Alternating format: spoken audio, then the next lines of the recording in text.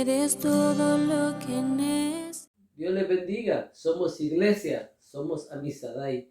Esta semana hemos venido meditando sobre el tema Pon tu mirada en Jesús.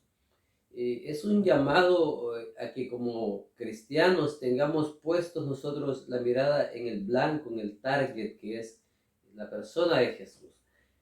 El libro de los Hebreos, el capítulo 12, versículo 2 dice: puesto los ojos en Jesús, el autor y consumador de la fe. Y el escritor nos habla también de el padecimiento que Jesús tuvo por el sacrificio que hizo por nosotros para comprarnos y redimirnos.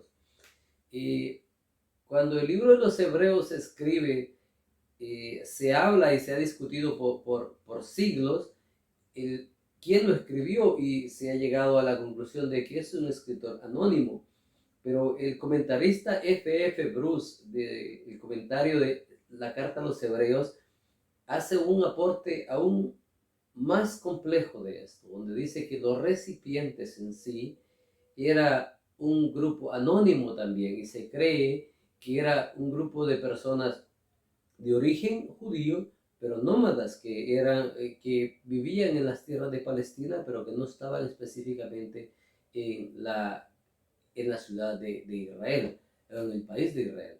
Y la razón por la que se escribe el libro de Hebreos, nosotros lo encontramos en el desarrollo del estudio de Hebreos, lo encontramos que muchos de ellos estaban apartándose de la fe, tenían un problema en comprender muchas cosas de lo que significaba el Evangelio, y ellos habían vivido por siglos haciendo sacrificios, vivieron por siglos teniendo toda la práctica del judaísmo, y de repente en la persona de Jesús se cumple todo eso, y muchos de ellos no pudieron asimilarlo, querían volver a los rudimentos que se practicaban en la religión judía.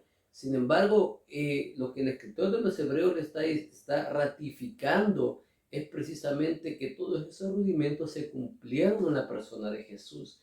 Y cuando se cumplen en la persona de Jesús, todo lo pasado quedó como obsoleto, y la persona de Jesús es un pacto nuevo. Lo que nos está llevando el escritor de Hebreos a estas personas a comprender es que la comprensión antigua que había de un nivel pactal que debía quedar atrás, y tenían que enfocarse en la persona y obra de Jesús. ¿En qué aplica esto a nuestras vidas?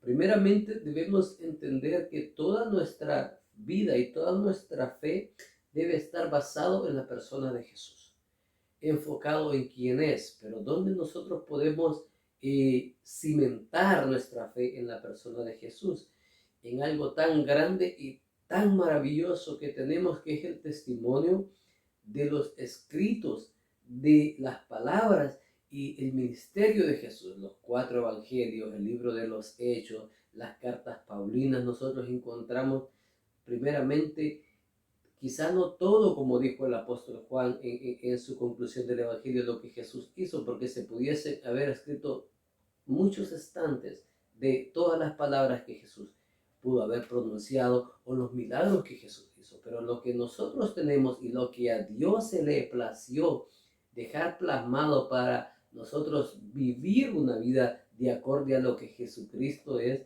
precisamente la base de los libros que están canónicos, o sea, de la Escritura. Es allí donde nosotros podemos conocer y podemos entusiasmarnos y aprender de la persona de Jesús. Y cuando Jesús está hablando de la venida del Espíritu Santo a la iglesia en el capítulo 14 del Evangelio según San Juan, Él le dice a los discípulos que Él nos enseñaría, pero también dice que Él os recordaría todas las cosas que Él había hablado. Cuando nosotros vamos a la persona de Jesús, tenemos que ir a sus palabras. ¿Cómo actuó Jesús? ¿Cómo vivió Jesús? ¿Cómo se desarrolló la vida ministerial de Jesús? Es ahí donde nosotros podemos aprender, ir a la fuente principal que Él nos dejó para poder seguir sus huellas y poder desarrollarnos en una vida cristiana cada día de progreso, aprendiendo de nuestro verdadero maestro con el testimonio encontrado en la Escritura. Dios les bendiga. Somos iglesia, somos Amisada. Tu amor inagotable es, tu bondad me persigue, te persigo en tu mesa.